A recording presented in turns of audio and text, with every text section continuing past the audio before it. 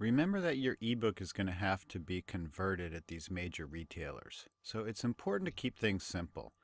Use common fonts and sizes. Don't use fancy fonts or embed them. Let the reader decide what font they want to read it in. Also remember, ebooks are not like print books, so they have no page numbers, no headers or footers. You're going to want to delete any of those.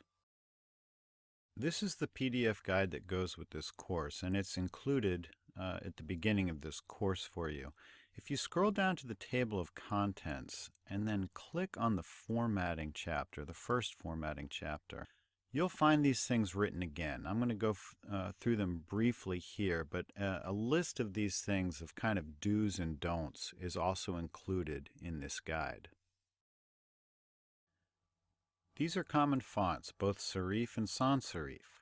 Serif fonts have slight accents around the edges of the letters, and obviously sans serif don't. Using fonts like this will convert a lot better at the major retailers. These are also common font sizes, and for the text body I really recommend using either size 11 or 12. Other areas of the book can have different sized fonts. And the last thing we'll discuss are some basic word tips, like using normal style, using the show hide feature, and also using the find replace feature. This is an unformatted Microsoft Word document, but it's actually not in too bad of shape. A couple of things I want to point out. The first is the normal style choice. There are many choices of styles, and you can even create your own. To see how you're currently using normal style, just right-click on it and then choose Modify.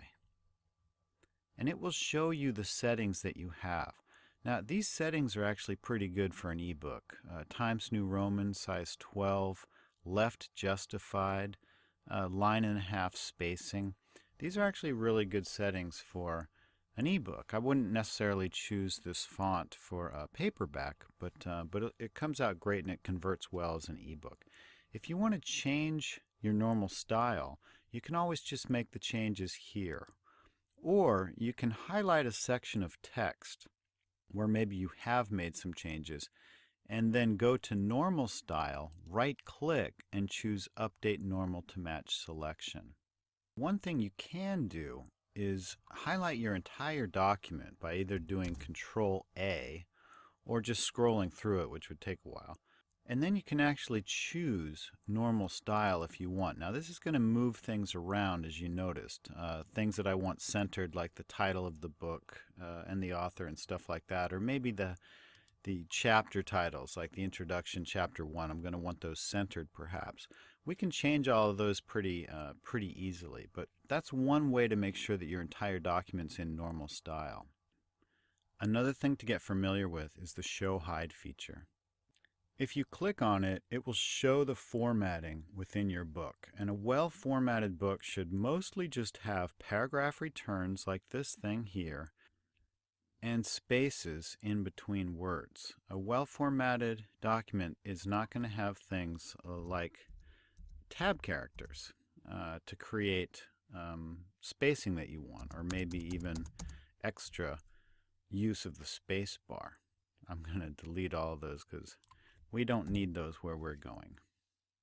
Clicking the Show Hide feature again will of course just remove the formatting marks. And this stuff won't appear if you printed out a copy or uploaded it.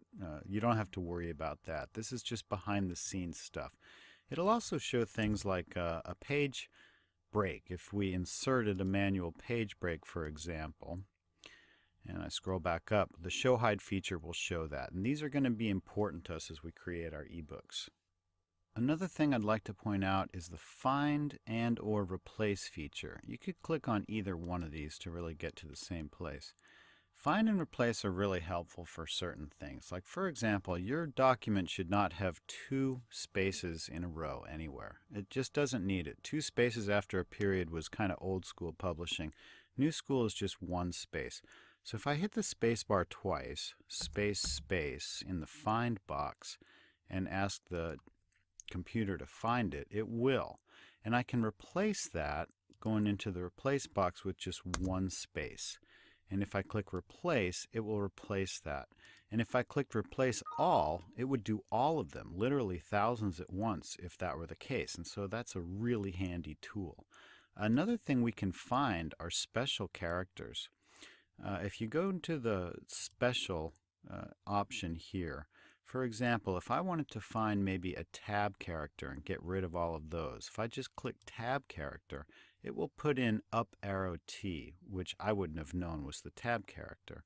But if I find that, it will go to that space, and maybe I want to replace it with just nothing. And so I'll just make sure that there's nothing in the field there, and I'll replace it, and it automatically goes to the next one. So anywhere I had a tab character, sometimes people do that to create a first line indent. We're going to create first line indent another way. So I can just replace them all or replace them one at a time. Okay, now that we've got a handle on the basic, it's time to format our ebooks, and we're going to start from the beginning.